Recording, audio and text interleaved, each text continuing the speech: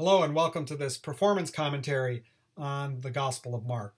Whenever the lectionary provides us with a text from Mark, I'll try to give you a few tips to think about. They will help you in the text at hand, but also might expand the things you think about when performing any text.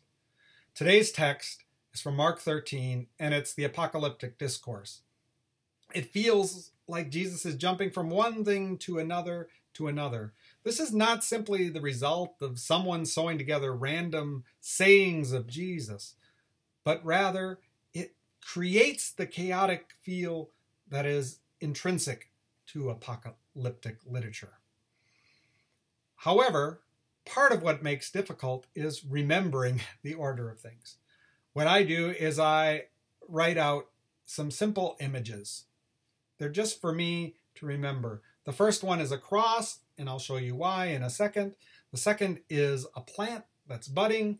The third is a casket with something passing away. The fourth is an hour. And the final one is a question mark.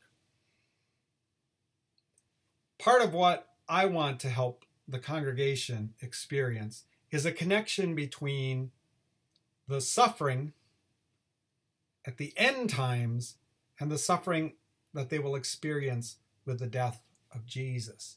In the death of Jesus, we see some of the things described, the sun darkening, and the temple curtain is ripped in two, and Josephus tells us that on that temple curtain is a tapestry with the panorama of the heavens on it, the stars and the planets.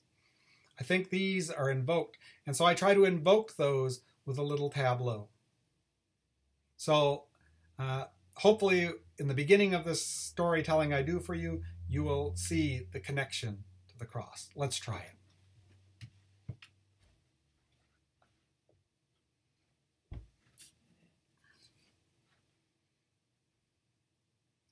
And after that time, after that oppression, the sun will be darkened, and the moon will cease to give its light, and the stars will fall from heaven, and the powers of the heavens will be shaken. Then they will see the human one coming on the clouds with great power and glory, and he will send out his angels and gather the elect from the four winds, from the ends of heaven to the ends of earth. Now, from the fig tree learn its lesson. When its shoots are tender and it puts forth leaves, you know that summer's near. So also when you see these things taking place, know that it's near, at the very door. I tell you, this is the way it is. This generation won't pass away before these things take place. Heaven and earth will pass away, but my word will not pass away.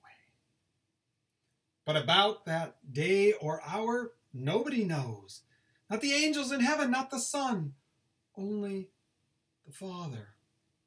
Therefore, keep watch. It's like a man who goes off on a journey, and he gives charge to his servants, each to their own task, and he says to the doorkeeper, keep watch. Therefore, keep watch, because you don't know when the Lord of the household will return. It'll be in the evening, or at midnight, or at rooster's crow, or dawn. Otherwise, he might find you asleep when he comes. What I say to you, I say to all, keep watch.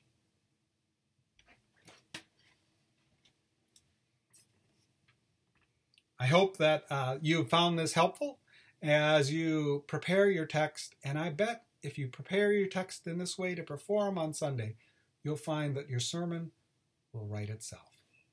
Thank you.